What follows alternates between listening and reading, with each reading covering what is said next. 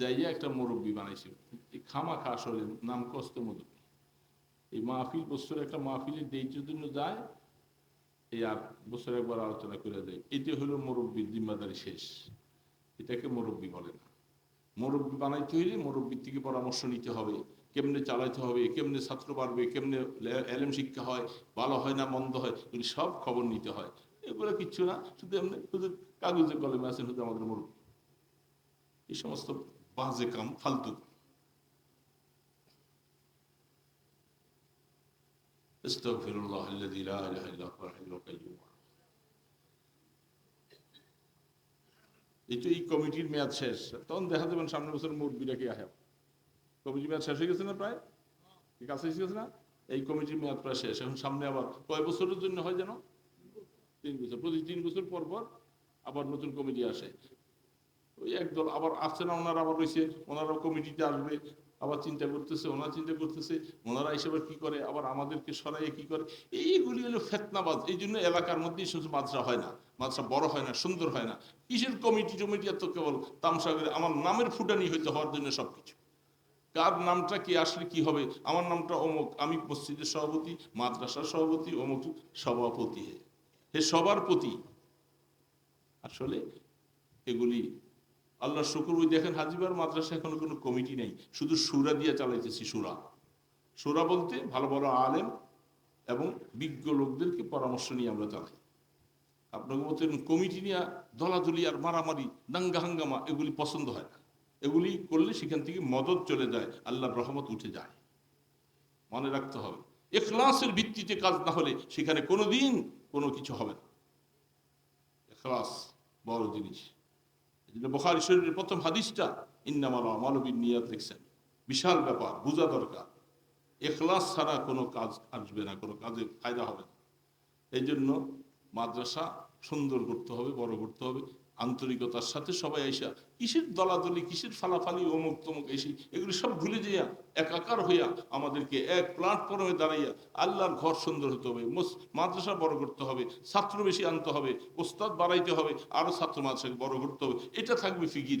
আমাকে এখানে নিল না, আমি সভাপতি হলাম না, সেক্রেটারি হলাম না, এই জন্য আমি আর সেখানে নাই, ওই নিয়ে এই হলো তামসা। এগুলি সব হলো ব্লিজ পলিটিক্স। এই ব্লিজ পলিটিক্স যেখানে, এখানে দিন চলে থাকে না। যাই হোক, আসছি আমরা, আমাদেরকে নাম করতে রাখছি, আমরাও এই বছর সালাম দিয়া, আসসালামু আলাইকুম দিয়া গেলাম। আমাদের মতো লোক আপনাদের এখানে মুরব্বী দরকার নেই, আরো বড় লোক দরকার। আমরা আপনাদের এখানে মুরব্বী হওয়ার যোগ্যতা রাখি না। আল্লাহুম্মা সাল্লি আলা মুহাম্মাদ ওয়া আলা আলিহি ওয়া আসহাবিহি ওয়া বারিক ওয়া সাল্লিম। আল্লাহুম্মা সাল্লি আলা মুহাম্মাদ ওয়া আলা আলিহি ওয়া আসহাবিহি ওয়া বারিক ওয়া সাল্লিম।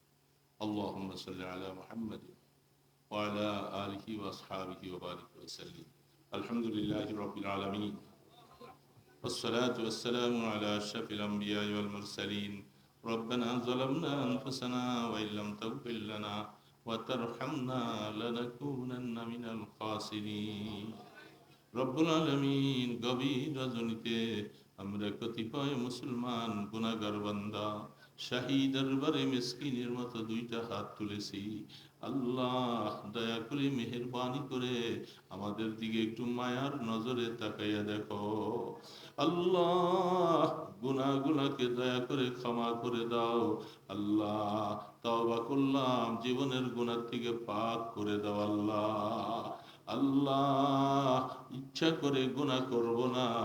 আল্লাহ, আমাদেরকে গুনাহগার বানাইয়া কবরে ডাক দিও না। আল্লাহ, অন্ধকার কবরে একা একই রেখে আসবে, সাথে কেউ নাই, বন্ধু নাই। আল্লাহ, বিছনা নাই, তোষক নাই। আল্লাহ, কবরকে রহমতের কবর বানাইয়া দিও। আল্লাহ, কিয়ামতের ময়দানে আমলনামা ডান হাতে দিও গো আল্লাহ। আল্লাহ, সূর্যের তাপে মাথার মগজ খসে যাবে। আল্লাহ, আরশে আজিমের নিচে জায়গা দিও। এ মাওলা, আপনার বন্ধুর হাতে এক গ্লাস হাউজে কাউসার নসিব করে দিও। আল্লাহ, কিয়ামতের ময়দানে হিসাবের কড়াকড়ি না কইরা আমাদেরকে পুলসিরাত পার করাইয়া জান্নাতুল ফিরদৌসের মালিক বানাইয়া দিও। আল্লাহ, আমাদের মা বাবা দাদা দাদি নানা নানি সবাইকে মাফ করে দাও আল্লাহ।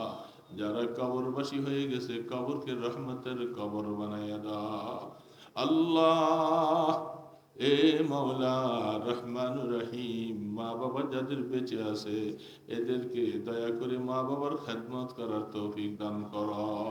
আমাদের ছেলে মেয়ে বিবি বাচ্চা সবার গুনাহ মাফ করে দাও, সবাইকে নেক হায়াত দান করো আল্লাহ। এ মাওলা যুব সমাজকে রহমতের হাতে ধরে লাও আল্লাহ, তাদের দিলটা মদিনার নবীর দিকে ফিরাইয়া দাও আল্লাহ। সমাজের কুসংস্কার থেকে আমাদের সন্তানগুলাকে বাঁচিয়ে রাখো আল্লাহ। মেহেরবানি করে আল্লাহ এই হাফেজ ছেলেগুলাকে তুমি কবুল করে লও। যারা পাগড়ি পড়েছে তাদেরকে আলেমে হক্কানি রব্বানি বানাইয়া দাও আল্লাহ। মাদ্রাসা কবুল করে লও, পরস্পরের মধ্যে মহাব্বত ভালোবাসা সৃষ্টি করে দাও। দিন বা দিন মাদ্রাসা উন্নতি নসিব করে দাও, এলমি আমলি ফেজা কায়েম করে দাও আল্লাহ। মেহরবানি করা সমস্ত কাজগুলি আপনার সন্তুষ্টির জন্য করার তৌফিক দান করো। এ মজমার মধ্যে হাত তুলে বসে আছি দাড়ি পাকনাওয়ালার আল্লাহ, সাদা পাগড়িওয়ালাদেরকে তুমি খুব খাতির করো আল্লাহ। দয়া করে তাদের উসিলে আমাদের সবাইকে মাফ করে দাও। সোনার মদিনায় কোটি কোটি দুরুদ সালামের হাদিয়াগুলি পৌঁছাইয়া দাও আল্লাহ। আপনার হাবিবের কদম মোবারকের উসিলায়, আপনার ইসমে আজমের উসিলায় আমাদের দরখাস্তগুলি কবুল করে লও। সাল্লাল্লাহু তাআলা আলা খায়রি খালকিহি মুহাম্মাদ ওয়া আলা আলিহি ওয়া আসহাবিহি আজমাইন বিরহমাতিকা ইয়া আরহামার রাহিমিন। প্রতিনিধি খলিফা বানাবো, মানুষকে আমার প্রতিনিধি খলিফা বানাবো। ফেরেশতারা বলতেছে আল্লাহ আমরা এমন এক স্বভাব, এমন এক জাত, কোনোদিন গুনাহ করি না। ফেরেশতারা কি কেউ গুনাহ করে ভাই? গুনাহ করার শক্তি তাদের মধ্যে নাই। আমাদের কি আল্লাহ পাক প্রতিনিধি না বানাই আল্লাহকে ডাকার মতো ভিন্ন আরেকটা জাত বানাবে, এই কথাটা তারা আল্লাহ পাকের কাছে বলছিলেন। কোরআন শরীফে বিভিন্ন আয়াতে আছে। আর মনে মনে কথা হলো আমাদের মতো নিষ্পাপ এই মখলুকটা আমরা আল্লাহর ইবাদত করে আল্লাহকে খুশি করতে পারবো না, আল্লাহ ভিন্ন আরেকটা জাত বানাবে। এটা হলো তাদের ভিতরের কথা। এই দুইটা কথা একসাথে মিলে আল্লাহ পাক যখন বলছে আমি ফেরেশতারা তোমাদের পরে যেই সত্তা যে মানুষকে আমি আল্লাহ বানাবো, এই সমস্ত মানুষের মাঝে এরা আমি আল্লাহ প্রকাশ পাবো, আর এরা আমার ইবাদত করবে। ইবাদত করতে করতে এরা তোমাদের মতো ফেরেশতাদের থেকে দামি হয়ে যাবে, ফেরেশতার থেকে দামি হয়ে যাবে। তখন ফেরেশতারা চিন্তা করলেন আল্লাহ পাক তো বানাবে, আমরা আল্লাহ পাকের সাথে আসলে এটা ভুলই করছি, বেয়াদবি করেছি। কেন আমরা আল্লাহর সাথে এই কথাটা বললাম যে আমাদেরকে বাদ দিয়ে কেন তাদেরকে বানাবেন? এই জন্য ভুলটা করার কারণে এখন আমরা আল্লাহর কাছে ক্ষমা প্রার্থনা করতে চাই যে আল্লাহ আমরা ভুল করে ফেলছি, আমাদেরকে মাফ করুন। আল্লাহ পাক বললেন বান্দায় আমার ফেরেশতা শোনো, তোমাদেরকে মাফ করার জন্য একটা সিস্টেম আমি আল্লাহ তৈরি করে দেই। কাজ করো, সপ্তম আসমানের উপরে একটা মসজিদ বানাইয়া দাও, আমার আল্লাহর নিগরানিতে নূর দ্বারা সেখানে মসজিদটা বানাও। যখন তোমরা মসজিদটার মধ্যে তোমরা তাওয়াফ করবা, তখন তোমাদের এই গুনাহ যেটা করেছো আমার সাথে আমি আল্লাহ তোমাদেরকে মাফ করে দিব। ফেরেশতাদের এই কথাটা আল্লাহ পাকের সাথে বলতে যাইয়া তারা যে ভুল করেছেন, তারা আল্লাহ পাকের কাছে তাওয়াফ করে করে, এই জন্য বাইতুল্লাহ ঘর তাওয়াফের দ্বারা মানুষের গুনাহ মাফ হয়। বাইতুল্লাহ ঘর তাওয়াফের দ্বারা এখন বলতেছে ফেরেশতারা বাইতুল মামুর তাওয়াফ করলেন, যেটাকে আল্লাহ রসুল হাদিস শরীফে বলতেছেন। সাহাবায়ে কেরাম প্রশ্ন করলেন ও আল্লাহর রসুল ফেরেশতাদের সংখ্যা কত?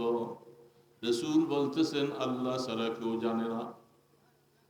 কত ফেরেশতা আল্লাহ ছাড়া কেউ, শুধু এতটুকু বলা যায় আল্লাহ পাকের তরফ থেকে আমাকে জানানো হয়েছে পৃথিবীর সৃষ্টি থেকে ফেরেশতা আল্লাহ বানাবার পরে প্রত্যেক দিন ৭০,০০০ ফেরেশতা বাইতুল মামুরটাকে তাওয়াফ করে। যারা পৃথিবীর প্রথম থেকে শুরু করেছে কিয়ামত পর্যন্ত দ্বিতীয়বার আর তাওয়াফ করার সিরিয়াল তারা পাবে না। কত ফেরেশতা এখন তোমরা হিসাব। ফেরেশতা বাইতুল মামুর তৈরি করলেন। এখন মানুষকে আল্লাহ পাক বানালেন, আদম আলাইহিস সালামকে বাইতুল্লাহ ঘর সেখানে বানাইলেন। আর আদম জাত খলিফা যাকে বানাবে তাকে জান্নাতে পাঠাই দিলেন। জান্নাতে, সেখানে লম্বা লম্বা কথা। জান্নাতে পাঠাবার পরে সেখানে ফেরেশতারা জমিনে, বাইতুল মামুর তৈরি হলো, কিন্তু আদম আলাইহিস সালাম সেখানে নাই, তিনি আছেন জান্নাতে। সেখান থেকে আল্লাহ পাক ঘটনার সূত্র ধরে আদম এবং হাওয়া আলাইহিস সালামকে জমিনের মধ্যে পাঠাইলেন। এখন আমাদের যাদেরকে বানাইলেন, আমরা জমিনের মধ্যে আইসা আমরা গুনার কারখানার মধ্যে আল্লাহ আমাদেরকে ছেড়ে দিয়েছে। সারা পৃথিবীটা গুনাহ করার কারখানা, আর আমাদেরকে বানিয়ে দিয়েছে তোমরা এইখানের মধ্যে থাইকা আল্লাহর সন্তুষ্টি অর্জন করে আসা লাগবে। সারাটা পৃথিবী গুনার কারখানা না? সমস্ত গুনার কারখানা এই পৃথিবী, আর এর মধ্যে আল্লাহ পাক আমাদেরকে পাঠিয়েছে। এখন আল্লাহ পাক বলতেছে, বান্দা শুনে নাও, ফেরেশতারা যেমন আল্লাহর সাথে একটু ভুল করার কারণে ক্ষমা করার রাস্তা তাদেরকে আল্লাহ পাক বাইতুল মামুর মসজিদ বানাইয়া যখন ক্ষমার ব্যবস্থা করলেন, এই মানুষরা দুনিয়ার মধ্যে যাবে, তাদের তো ক্ষমার ব্যবস্থা লাগবে। আল্লাহ পাক সাথে সাথে বললেন, ফেরেশতা ঠিক মসজিদ বাইতুল মামুরটা যেই বরাবর, ওই বরাবর জমিনের মধ্যে সর্বপ্রথম এমন একটা ঘর তৈরি করবা, এটা যেন ওটার প্রতিচ্ছবি হয়। ঠিক তোমরা ফেরেশতারা বাইতুল্লাহ ঘর তাওয়াফ করে যেমন গুনাহ মাফ করাইতেছ, জমিনের মধ্যে আবার এই সমস্ত বান্দারা তারা গুনাহ করে ক্ষমা পাওয়ার জন্য জমিনের মধ্যে আবার একটা বাইতুল্লাহ বানা।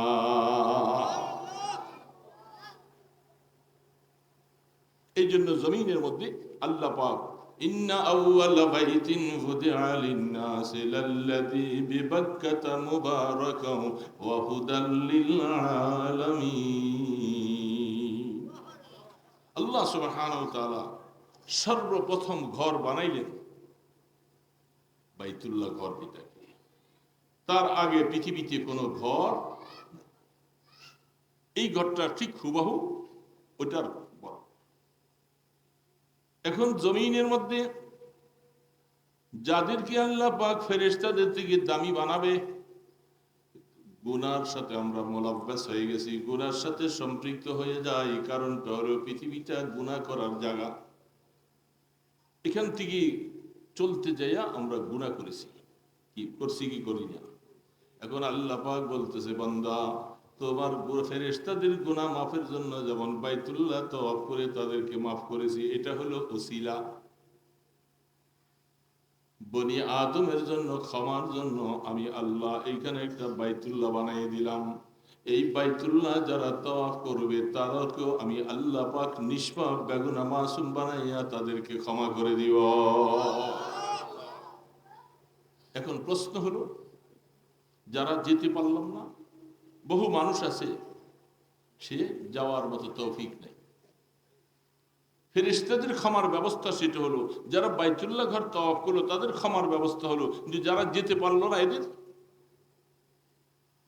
এই জন্য আল্লাহ সুবহানাহু ওয়া তাআলা ইব্রাহিম আলাইহিস সালামের মাধ্যমে আযান দিয়া যখন বাইতুল্লাহ যাওয়ার দাওয়াত পৌঁছেছিলেন, যারা রূহের জগতের মধ্যে আছে, আল্লাহু আকবার, আমরা রূহের জগতে ছিলাম।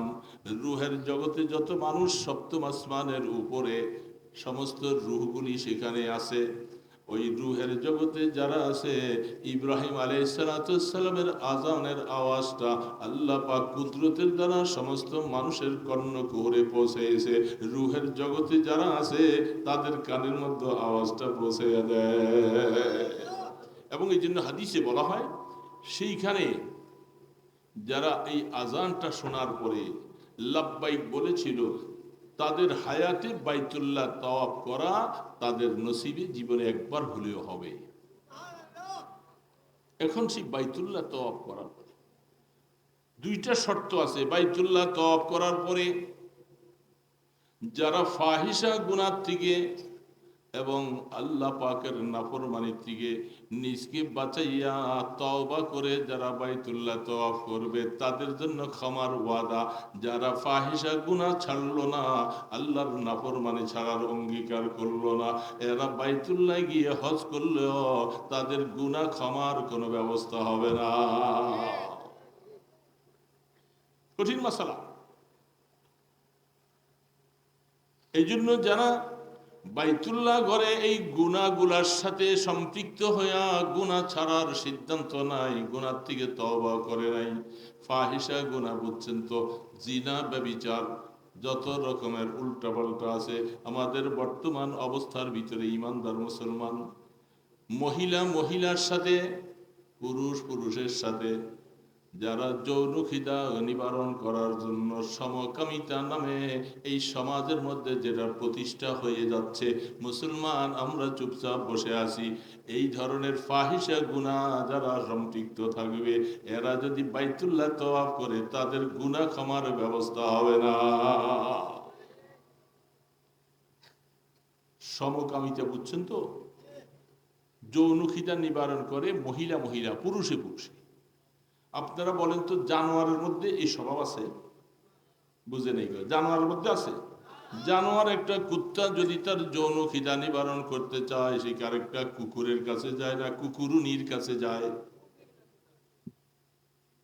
কার কাছে যায়? কুকুরুনির কাছে যায় না, সে কুকুরের কাছে যায়। একটা বাঘ তার যৌবন মিটাবার জন্য আরেকটা বাঘিনীর কাছে যায়, ঠিক তেমনি ভাবে একটা ষাঁড় বলদ সে আরেকটা গাভীর কাছে যায়। গাভী আর গাভী যৌন খিদা নিবারণ করে না। কুত্তা আরেকটা কুত্তার সাথে যৌন খিদা নয়, কুত্তা সেও তার স্বজাতের মধ্যে আরেকটা কুকুরিনীর কাছে যায়। কিন্তু আফসোস হলো আমরা কুকুর আর কুত্তার থেকে আরো বেশি খারাপ হয়ে গেছি। কারণ আমাদের যৌন খিদা নিবারণের জন্য মহিলা মহিলা, পুরুষে পুরুষে সমকামিতা যারা করবে, তাদের অবস্থার উপরে এই সমাজ প্রতিষ্ঠা হতে যাচ্ছে। ইমানদার মুসলমান, ওলামায়ে কেরাম বলে যায়, আপনাদের দায়িত্ব যে এই ধরনের শিক্ষানীতির উপরে আমরা আমাদের সন্তানকে পড়াবো না। সমকামিতার শিক্ষা পড়াইবেন আপনারা। এই গুনাহ হাইওয়ান জানোয়ার থেকে আরো নিকৃষ্ট, অধম হয়ে গেছে। কুকুর কুকুরনির সাথে মিলে, আর তুমি এক কুকুর আর কুকুরের সাথে আরেকটা কুকুরনি কুকুরের সাথে মিলবে, এই সমকামিতা শরীয়তে হারাম। والذين إذا فعلوا فاحشة أو ظلموا أنفسهم ذكروا الله। যারা ফাহিশা গুনাহ করে, এই ফাহিশা গুনার সাথে যারা লিপ্ত, এ মুসলমান, তুমি যখন বাইতুল্লাহ যাইবা, ফাহিশা গুনাহ করে যাবা, তওবা করো নাই, যখন সেইখানে লাব্বাইক শব্দটা যখন বলবা, লাব্বাইক মানে আল্লাহ আমি হাজির, আল্লাহ পাকের তরফ থেকে ফেরেশতারা বলবে লা লাব্বাইক ওয়ালা সাদাইক।